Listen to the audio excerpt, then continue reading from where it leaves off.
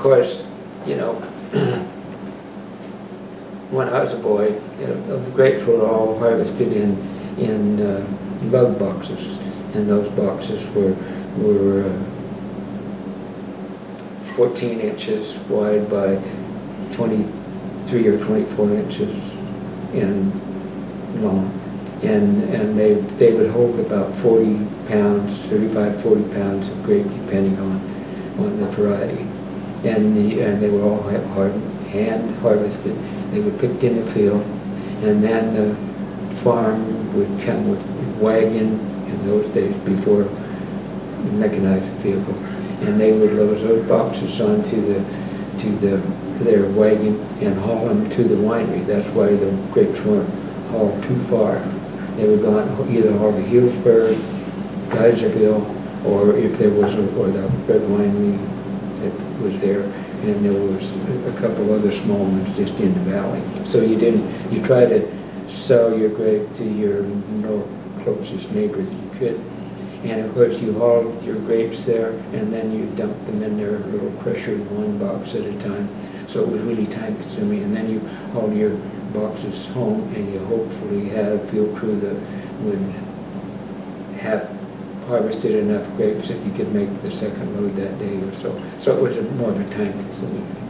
How did you handle the heat during the day? Because you must have picked sometimes during very hot days. How did you handle, did you have fermentation start with crushed grapes, or did you have any issues? We talk a lot nowadays about cold soak and all of these issues of dropping the grape temperature or picking at night.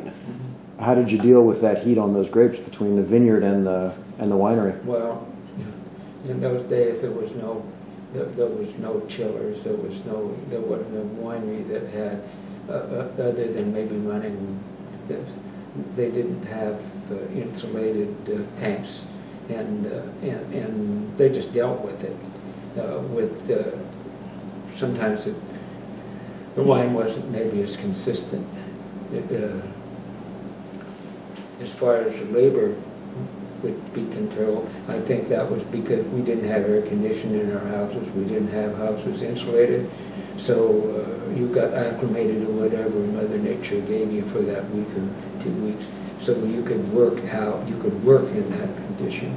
And I think the grape that's raised again on those old type vines, like I told you, with no irrigation, the quality doesn't fluctuate that much with the heat or the cold weather. It doesn't change that really within a day or two. But that's just my personal. What did the wines taste like? Do you remember? Well, most of it was drinkable.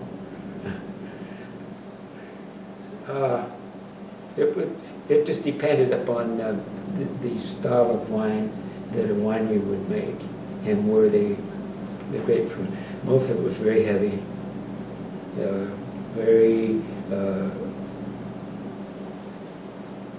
most wine, if you put it in a glass today, it would stain the glass.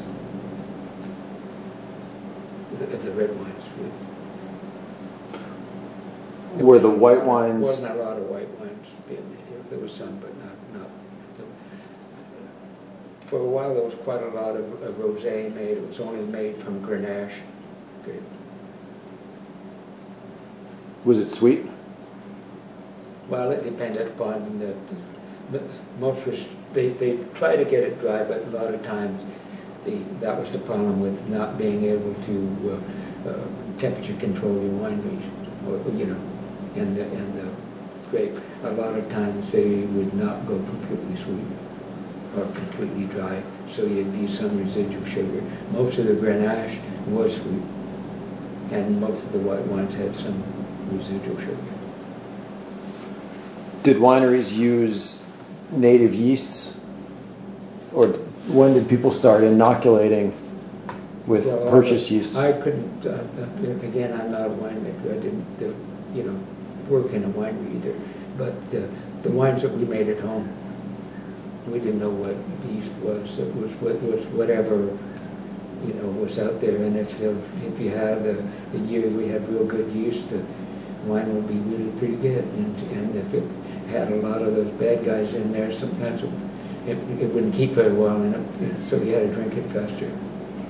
What did that mean if you were bartering? If you needed, you said you bartered some of the wine you made. If you had a problem with the yeast, did that mean you bartered for less, or you just didn't have anything to trade? Oh, that's right. If it was, that really didn't vary that much, because none of the wines were selective like we have today, where, you know, no disrespect to the wine people, but you know, you can taste all of these different tastes in the wine. I never could taste that personally, but that's okay. And so you didn't really worry about that. So sometimes you'd have to drink it really fast, kind of almost over your nose. But the after effect was the same, no matter what kind of wine it was. How did you drink wine with your family? Was it something you had on the weekend? Was it a glass every night? No, my grandfather came from Switzerland, and as I understood that he couldn't have an evening meal without, you know, wine. So they always had a jug of wine on the floor that you had, and Dad had that for a lot of years when my brother and I grew up as small kids.